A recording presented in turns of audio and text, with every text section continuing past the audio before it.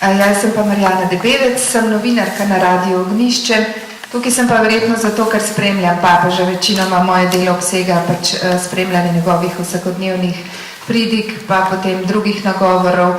In rada bi rekla, da ni to samo delo, ampak je predvsem obogatitev zame, pa vsakič me mečken spodbudi.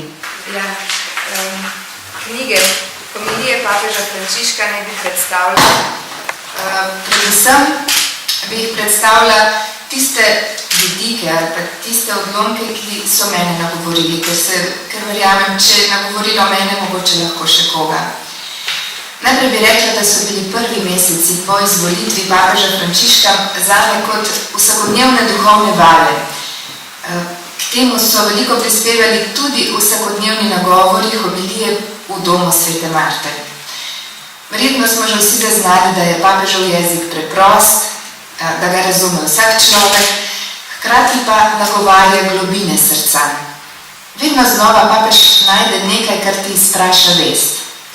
Posebej se spomnim, mogoče me je nagovorilo tudi zato, ker sem ženska in smo pač nagnjene bolj k temu, homilij o obrekovanju. Kar nekaj jih je namenil tej temi. Opravljanje je celo primerjal z Judovim izdajstvom Jezusa. Spet drugič je dejal, da je opravljanje kriminalno dejanje. S preprostimi in plastičnimi primeri nas papež vsak dan vodi po poti krščanskega življenja. Nas spodbuja, prinaša veselje in upanje, hkrati pa tudi pove, kar ni prav. Nekdo je komentiral, da je papež ljudem všeč zato, ker vedno pove tisto, kar si želijo slišati. Jaz pa mislim, da ni ravno tako, da je papež pravzaprav ima rad človeka, ko ga sreča, se vanj poglobi, potem pa tudi pove, kar misli. In to predvsem pri teh jutranjih svetih mašah. Zna biti tudi odločen in neizprosen, predvsem, ko gre za ljubezen do bližnjega. Večkrat je opozarjal, naprimer pred posvetnostjo cerkve, ki tako izgubi svoje bistvo. Papež večkrat poudari, da je bistvo cerkve njeno odrešensko poslanstvo. Ko je govoril o cerkvi, je tudi poudaril, da je bistvo cerkve služenje. Kajti pot napredovanja v cerkvi je služenje in ne oblast. Hoja za Kristusom, je poudaril papež, ni karierizem. Potem drugič, kar mi je bilo tudi zelo zanimivo, je poudaril, da ne smemo biti kontrolorji vere. To je predvsem opozoril duhovnike. Naprimer, navedel je primer dveh zaročencev, prideta pred duhovnika, povesta, da bi se rada poročila, mogoče sta malo v zadregi, nista ravno verna. In duhovnik ju niti ne pogleda v oči, samo vpraša datum krsta, pove za celo maše in tako se zaprejo vrata pred tema človekoma. Drug primer, recimo pride mati samohranilka prosit za krst otroka.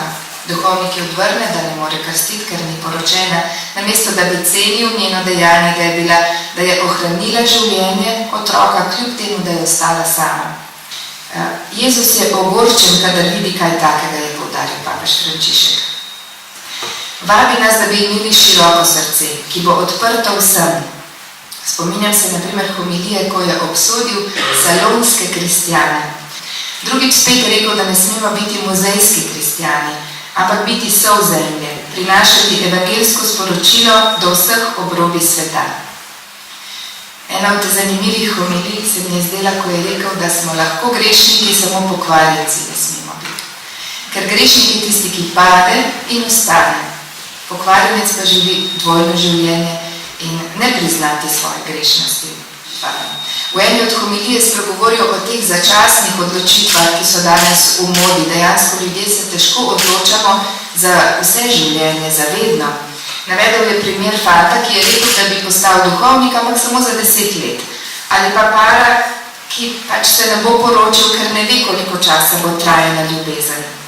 Do tega nas je po njegovih besedah pripeljala kultura blagostanja. Vendar pa pravi papež, to nas ne osreči in spodbuja k odločitvam za vedno.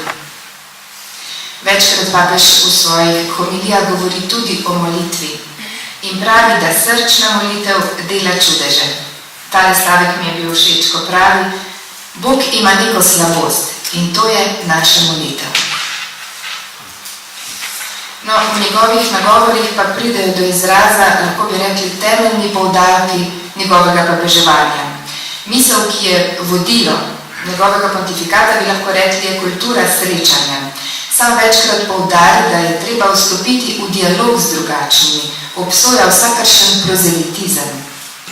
Večkrat je zato v teh homilijah spregovoril o pomenu zakramenta svete spovedi. Učil nas je, kako se vrniti k očetu, ne glede na velikost naših grehov.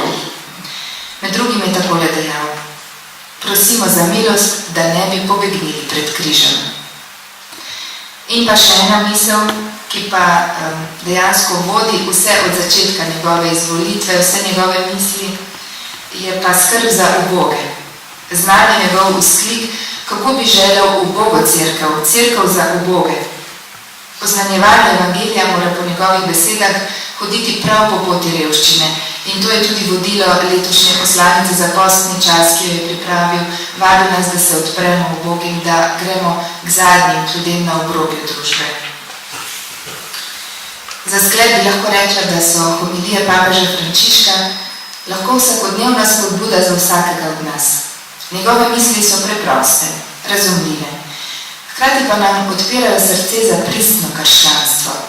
Občutek imam, kot da nas papež želi povrniti v čase prvih krščanskih skupnosti, ko je bilo Jezusovo sporočilo še živo med kristjani. Hkrati pa nas spodbuja, da se odpremo sodobnemu svetu, da ne zapremo vrata svojega srca pred nikomer. Saj je dar vere, ki smo ga prijeli, ta dar vere ni samo naša last, ampak smo ga dolžni posredovati naprej. In to se mi zdi, da je tisto, kar nas papež vsak dan spodbuja.